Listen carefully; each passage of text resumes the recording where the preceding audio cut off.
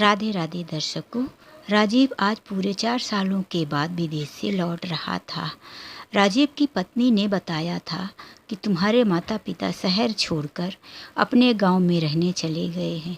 वैसे तो राजीव का जो गांव का ज़मीन था पहले ही घर बिक चुका था, लेकिन राजीव की पत्नी प्रिया ने बताया कि तुम्हारे माता पिता अपने पड़ोस वाली चाची के यहाँ एक कमरा लेकर वहाँ रहने चले गए हैं, क्योंकि तुम्हारे मम्मी की तबीयत ठीक नहीं है और उसने कहा कि मुझे शहर की हवा सूट नहीं कर रही है, इसीलिए गांव की तरोताज़ी हवा लेने वो चले गए हैं। राजीव किसी को बताया नहीं था कि वह विदेश से वापस आ रहा है, क्योंकि उसे अभी आना नहीं था। अचानक से उसका आने का प्लानिंग बन गया, जिसकी वजह से वह अपने फैमिली वालों को सरप्राइज़ देना चाहता था, लेकिन वह अब अपनी पत्नी के पास मिलने नहीं जा रहा था। माँ की तबीयत खराब हुई ये बात उसके दिमाग में बैठ गई थी, इसीलिए वहाँ से वो कुछ जल्दी भी आने की तैयारी कर लिया था और वह अपने गांव पहुँच गया। गांव पहुँचा तो उसे गांव की तरोताज़ी हवा, मिट्टी की सोंधी सोंधी खुशबू उसके मन को और मोहित करने लगी। वह जल्दी जल्दी ऑटो पकड़ा और अपने पड़ोस वाली चाची के घर पहुंच गया। वहां पहुंचते ही चाची बाहर ही मिल गई। चाची के पैर छूकर उसने प्रणाम किया। चाची राजीव को देखकर कहने लगी, अरे बेटा राजीव, जब से शहर गया है तब से तो भूल ही गया, कितने सालों के बाद लौट कर आया है। राजीव कहने लगा, हाँ चाची, शहर से ही नहीं, मैं तो इस देश से भी बाहर था। आज ही 4 सालों के बाद लौट कर आया हूँ और डायरेक्ट पापा और मम्मी से मिलने आ गया। कहाँ है, बुलाओ ना चाची उन्हें। चाची ने कहा, कैसी बातें करता है राजीव, तेरे माता पिता को तो तू ही अपने साथ शहर लेकर चला गया था, फिर यहाँ कैसे। राजीव ने बताया कि मेरी पत्नी ने कहा कि मम्मी पापा गांव में रहते हैं आपके यहाँ। अरे नहीं बेटा राजीव, मेरे पास तो कहाँ, मैं तो खुद ही तुम्हारे माता पिता से बात करने के लिए तरस रही हूँ। जब से शहर गए तब से हमारी मुलाकात ही नहीं हुई। राजीव वहाँ से तुरंत चल दिया। एक ऑटो पकड़ा। राजीव ऑटो में पूरा इस तरह से गुमसुम और परेशान बैठा हुआ था। ऑटो वाला उसी गांव का था। उसने कहा, भैया क्या बात है, आप इतने परेशान और उदास क्यों लग रहे हो। राजीव ने कहा, अरे परेशानी तो है भैया, इसीलिए तो कुछ ऐसी बात ही है, क्या करूं। उस ऑटो वाले ने एक मंदिर के पास कहा, भैया यहाँ से स्टेशन थोड़ा ही दूरी पर है, तुम यहाँ 2 मिनट, ये देवी जी का एक बहुत ही प्रसिद्ध मंदिर है, कामनापूर्ण मंदिर इसे बोलते हैं। इस मंदिर में जाओ और प्रार्थना कर लो, हो सकता है तुम्हारी सारी मनोकामनाएं पूर्ण हो जाए। दूर दूर से लोग इस मंदिर में मन्नत मांगने आते हैं। राजीव ने कहा, बहुत अच्छा भैया। उतर कर वह उस मंदिर में गया। उसने देखा कि मंदिर में प्रसाद वितरण हो रहा था। अभी अभी पूजा आरती समाप्त हुई थी। बहुत भीड़ लगी थी। गरीब लोगों की तो लाइन लगी हुई थी, लेकिन वो लाइन तोड़ तोड़ कर बीच बीच में प्रसाद के लिए घुस रहे थे। उसने देखा कि पीछे से एक बूढ़ा व्यक्ति लोगों की कमर के पास से सर झुकाकर घुसने की कोशिश कर रहा था प्रसाद लेने के लिए, लेकिन उसे धक्का मार के फिर पीछे गिरा कर दिया जाता था। लोगों की भीड़ से खुद ही वो टकरा कर पीछे आता, बड़ी कोशिश करता, लेकिन वह घुस नहीं पाया। फिर जैसे तैसे करके जब वह अंदर घुसा तब तक थाल का प्रसाद खत्म हो चुका था और लोग तितर बितर होकर यहाँ वहाँ जाने लगे। जहाँ एक पल के लिए भीड़ लगी थी वहाँ खाली हो गया। उसके हाथ में एक भी प्रसाद नहीं आया। वह व्यक्ति वहीं बैठ गया और उदास मन से मंदिर की तरफ देखने लगा। तभी राजीव ने सोचा, उसे समझ में आया कि इस बूढ़े व्यक्ति को प्रसाद नहीं मिला। वह उनके पास गया और कहने लगा, बाबा मैं तुमको काफ़ी देर से देख रहा हूँ, तुम प्रसाद के लिए बड़ी कोशिश किए, लेकिन तुम्हें भगवान का प्रसाद नहीं मिला। तुम उदास मत हो बाबा।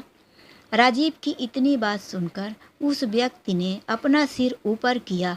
उसका चेहरा मुरझाया हुआ था, दाढ़ी बड़ी बड़ी थी, चमड़ी सिकुड़ गई थी, आंखों के नीचे गड्ढा हो गया था, बस उसमें बड़ी आंखें दिख रही थी।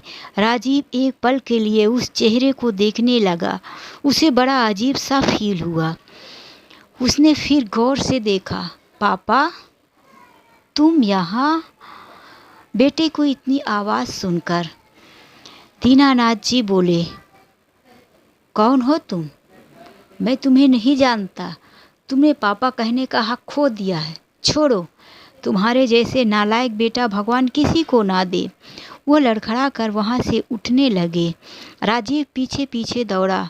पापा रुकिए तो, आपकी ये हालत कैसे हुई?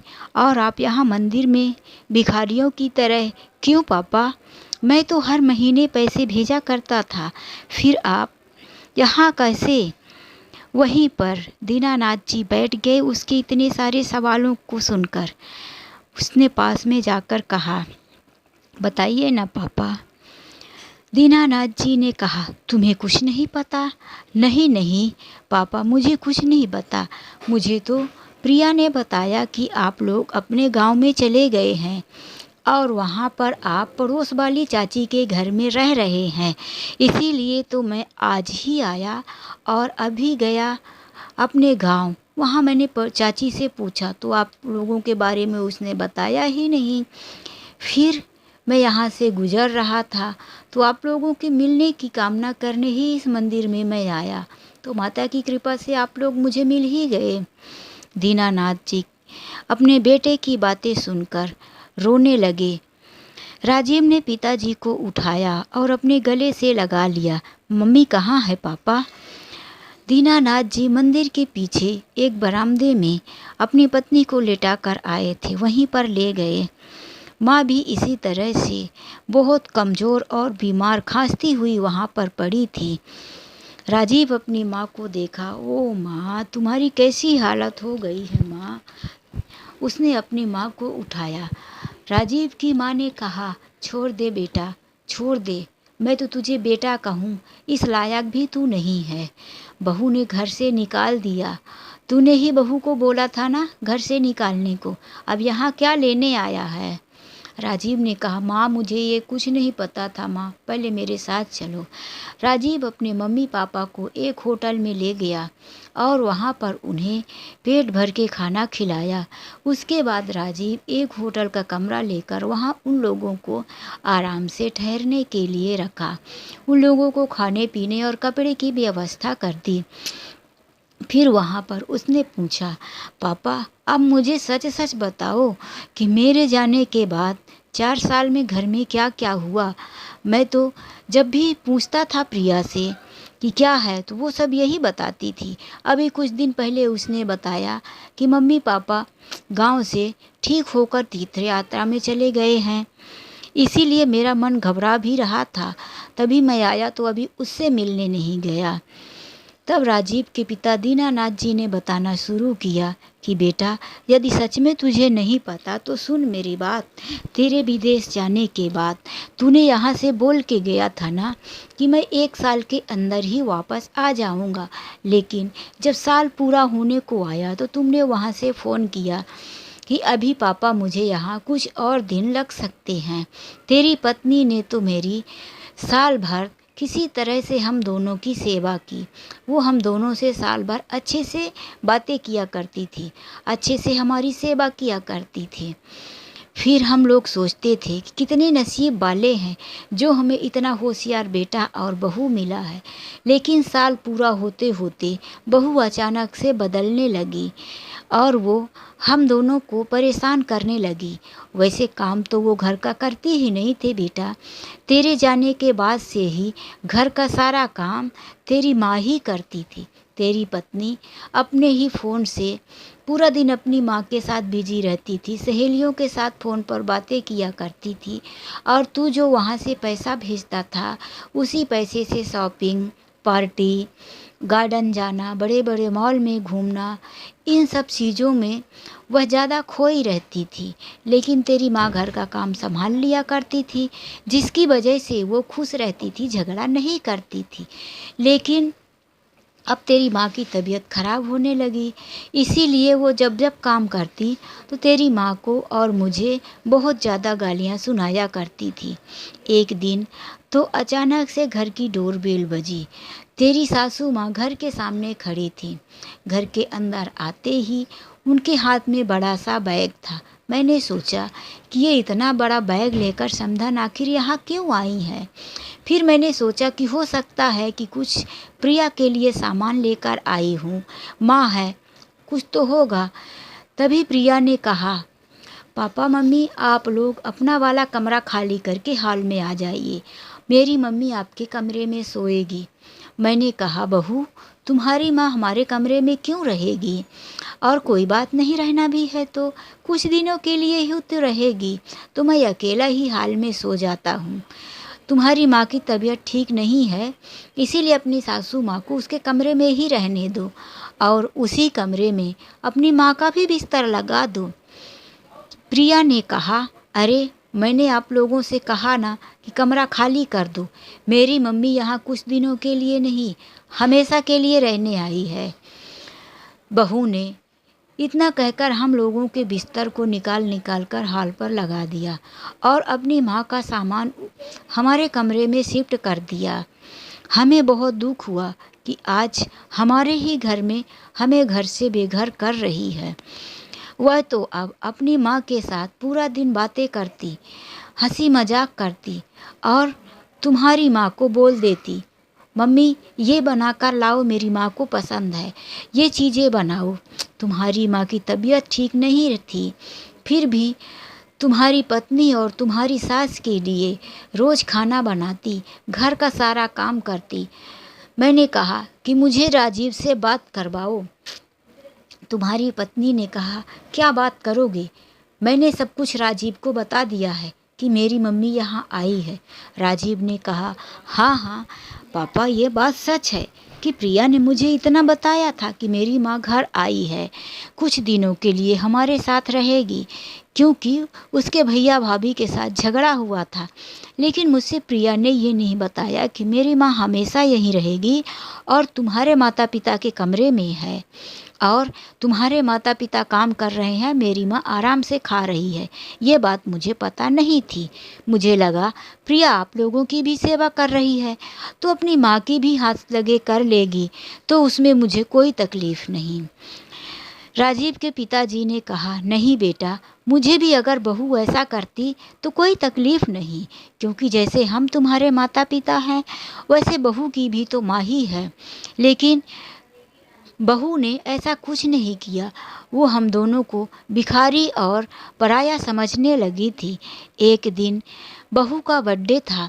बहू अपने बर्थडे पर अपनी सहेलियों को, अपनी माँ की सहेलियों को, सबको मिलाकर 20-25 लोगों को घर पर बुलाया था और बहू ने सारा काम तुम्हारी माँ के सिर पर थोप दिया। उसने कहा कि स्नैक्स तैयार करना है, सबके लिए ये मिठाइयाँ, ये खाना। सुबह से शाम तक बहू के बर्थडे के दिन तुम्हारी माँ काम करती रही, लेकिन जब रात को उसकी तबीयत खराब हो गई तब बहू चिल्लाने लगी, खाना परोसने नहीं आओगे, कौन देगा। तो हम दोनों ने ही मिलकर नाश्ता करवाया। फिर खाने के टाइम में तुम्हारी माँ को बहुत ज़ोर से बुखार था। मैं इधर मेहमानों को खाना परोस के खिलाऊं कि तुम्हारी माँ को दवाइयाँ दूं। बुखार से तुम्हारे माँ के हाथ पैर कांप रहे थे, उससे एक रोटी उठाकर चला नहीं जाता था। इसीलिए गुस्से में मैंने सब्जी का भगोला वहीं पटक दिया और कहा, बहू अगर तुम कुछ कर नहीं सकती हो तो इतने मेहमान बुलाने की क्या ज़रूरत थी। उसी दिन बहू ने हम सबको गुस्से में बहुत परेशान किया, यहाँ तक कि एक करछी उठाकर मुझे मारने भी दौड़ी। बुढ़ाऊ तुमने तो सारी सब्जी गिरा दिया, अब हमारे मेहमान क्या खाएंगे। मेहमानों के सामने तुमने हमारी इज्जत की बाट लगा दी। सब लोगों के सामने वह मुझे हाथ उठाने लगी, लेकिन मैं भी उसका हाथ पकड़ लिया। खबरदार बहू, अगर तुमने मुझे मारा तो तुमको दिख नहीं रहा कि तुम्हारी सास की तबीयत खराब है, तुम्हें उसकी सेवा करनी चाहिए। ऊपर से तुम 10 लोगों 15 लोगों के लिए उससे खाना बनवा रही हो और परेशान भी कर रही हो। थोड़ा सा काम तो तुम्हारी माँ भी कर सकती है ना। इतना सुनकर बहू ने कहा, तुम लोग अभी के अभी इस घर से निकल जाओ। मेरी माँ को जो करना है करेगी, नहीं करना तो रहने दो। बहू ने हम लोगों को शाम को ही घर से निकाल दिया। अंधेरा होने चला था। मैं और तुम्हारी माँ रात को अब कहाँ जाते, इसीलिए हम लोग चलते चलते सारी रात रहेंगे और इसी मंदिर में आकर 11 बजे तक यहाँ पर पहुँचे। भला हो इस पुजारी का, हम दोनों को इस मंदिर से भगाए नहीं। अपने माँ की और पिता की इतनी दर्द भरी कहानी सुनकर राजीव की आंखों में आंसू आ गए।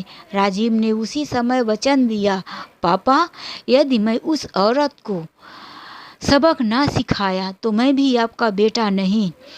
इतना कहकर राजीव अपने आंसू पोंछते हुए अपने माता पिता को कहा, आप लोग आराम से सो जाइए, हम अभी घर जाएंगे और घर जाकर मैं उस औरत को उससे पूछता हूँ। अभी उसे पता नहीं है कि मैं आ गया हूँ। वहाँ पर राजीव ने सारी चीज़ें व्यवस्था कर दी, अपने माता पिता के लिए रहने खाने की सुविधा। अब राजीव वहाँ से घर आ गया। घर आते ही उसने देखा सुबह सुबह का टाइम था।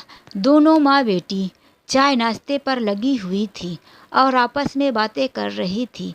सासू माँ कह रही थी, प्रिया, तुमने अपने सास ससुर को घर से तो निकाल दिया है, दामाद जी को बता भी दिया कि तीर्थ यात्रा में चले गए हैं।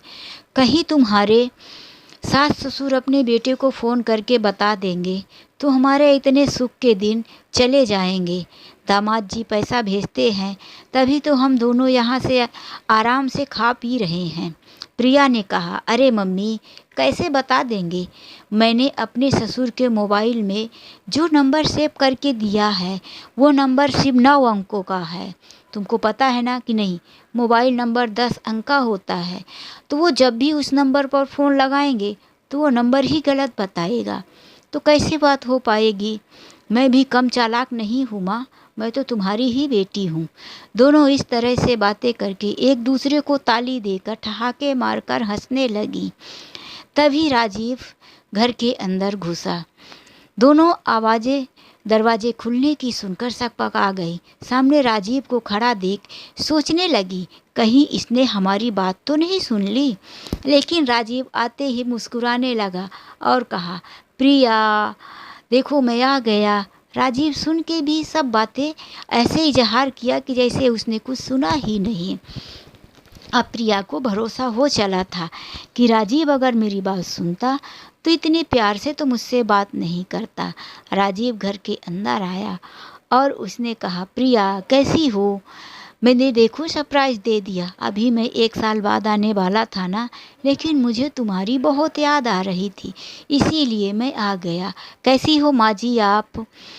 सासू माँ भी सकपकाते हुए कहने लगी, दामाद जी मैं ठीक हूँ। फिर प्रिया ने राजीव के लिए भी खाना नाश्ता बनाने को पूछा।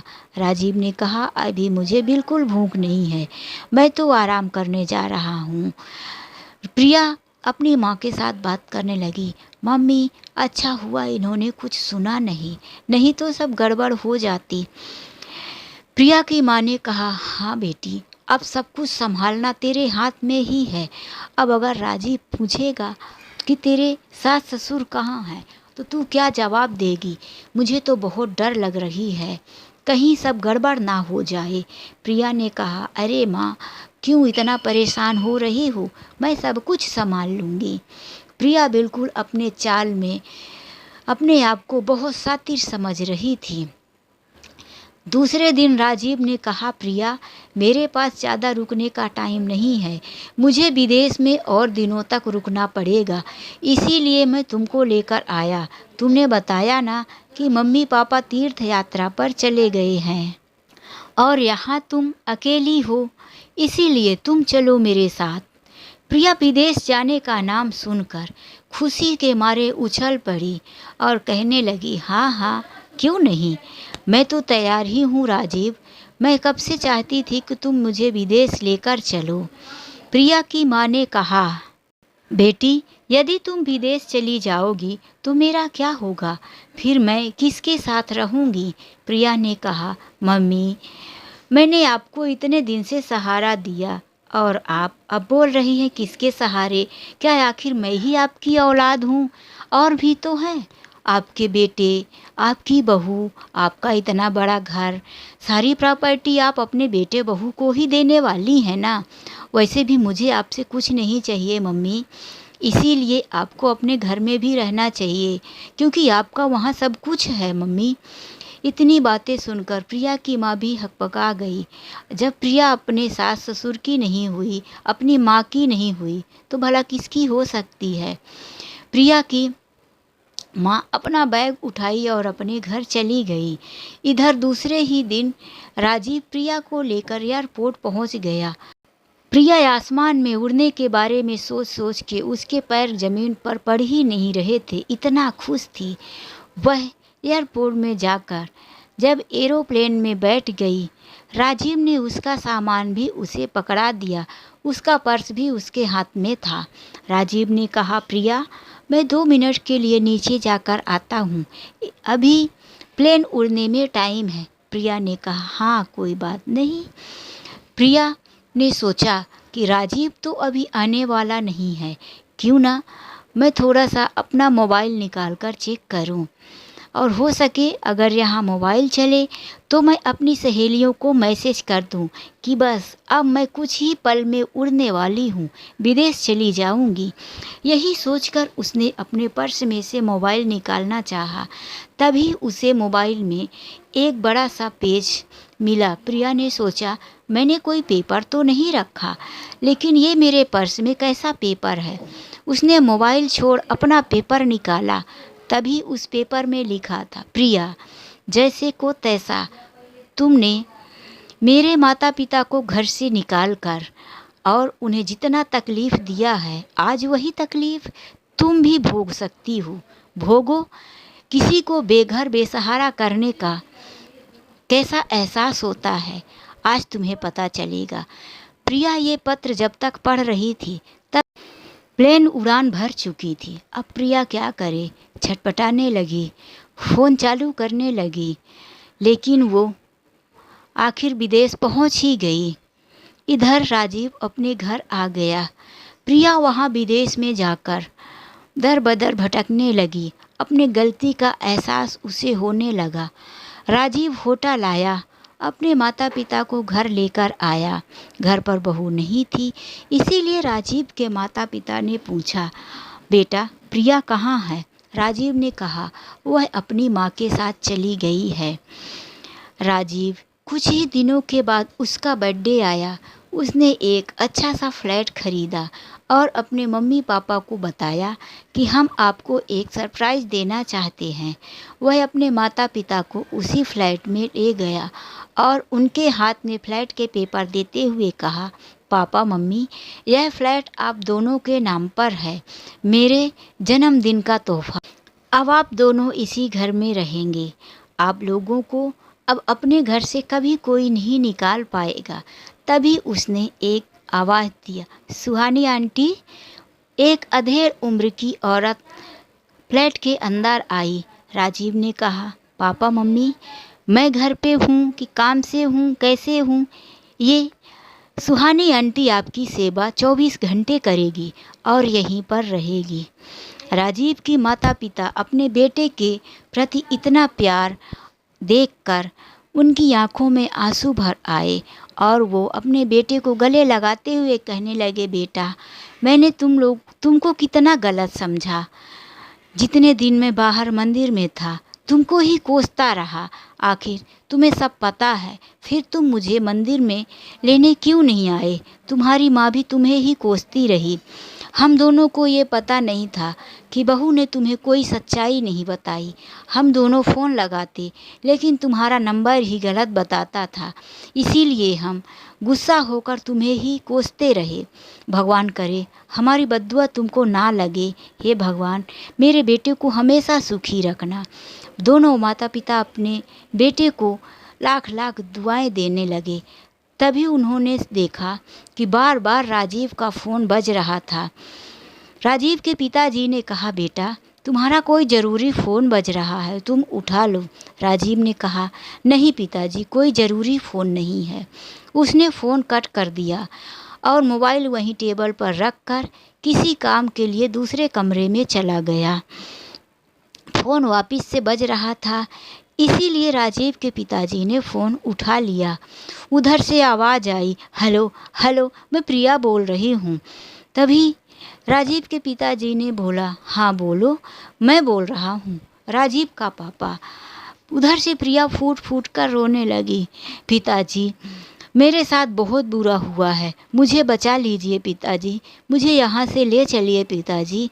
राजीव के पिताजी को कुछ पता तो था नहीं, इसीलिए उन्होंने कहा, क्या हुआ बहू, तुम अच्छे से तो बताओ, क्या हुआ, तुम अभी कहाँ हो? उसने कहा, पिताजी मैं इंडिया से बाहर विदेश में हूँ। राजीव के पिताजी ने कहा, क्या बात कर रही हो, तुम विदेश कैसे पहुँच गई? राजीव तो यहाँ हमारे साथ है। उसने सब कुछ बताना शुरू किया कि मैं कैसे कैसे विदेश पहुँच गई हूँ। राजीव के पिताजी ने कहा, ठीक है, तुम फ़ोन रखो, मैं अभी कुछ करता हूँ। उधर से प्रिया बार बार माफ़ी मांग रही थी। राजीव के पिताजी ने राजीव को बुलाकर कहा, राजीव तुमने इतना बड़ा गलत कदम क्यों उठाया? तुम बहू को विदेश भेज दिए। मैं तुमको कभी माफ़ नहीं करूँगा, तुम्हें जो सज़ा देना था यहाँ देते, लेकिन एक औरत के साथ इतना बड़ा अनर्थ मत कर बेटा। बेघर बेसहारा होने का दर्द हम दोनों ने सहा है, कितना तकलीफ़ होता है, अपनी ज़बान से बयां नहीं करते। हम तुम्हें माफ़ नहीं करेंगे यदि तुम प्रिया को वहाँ से वापस नहीं बुला लिए।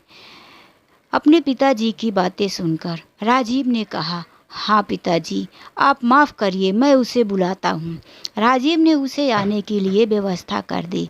प्रिया घर आ चुकी थी। अब वह अपने सास ससुर से बार बार माफ़ी मांग रही थी, राजीव से भी माफ़ी मांग रही थी। सास ससुर ने तो माफ़ कर दिया। फिर राजीव बोला, मैं तुम्हें कभी माफ़ नहीं करूँगा, भले ही तुम इंडिया आ गई हो, लेकिन तुम अपने माता पिता के घर ही जाकर रहो। राजीव के माता पिता ने कहा कि बेटा उसे माफ़ कर दो, उसे एक मौका दे दो। राजीव अपने माता पिता की बात मानकर प्रिया को माफ़ कर देता है। अब प्रिया मन से अपने सास ससुर की सेवा करने लगती है और उन्हें खुश रखने की पूरी कोशिश करती है। इधर जब प्रिया की माँ अपने घर जाती है तो उसने देखा कि उसकी बहू ने भी अपने पिताजी को घर पर बुला लिया था।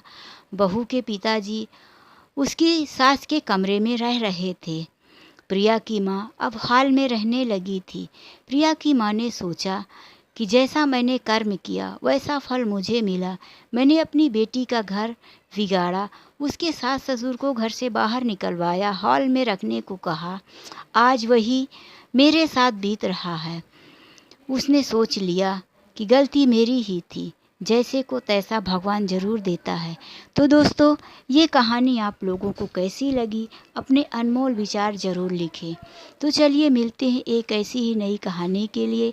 आज के लिए बस इतना ही। वीडियो पसंद आई हो तो लाइक शेयर कमेंट करना ना भूलें। दोस्तों, क्या आप मेरे इस चैनल में नए हैं तो प्लीज़ सब्सक्राइब करके ही जाइए। राधे राधे।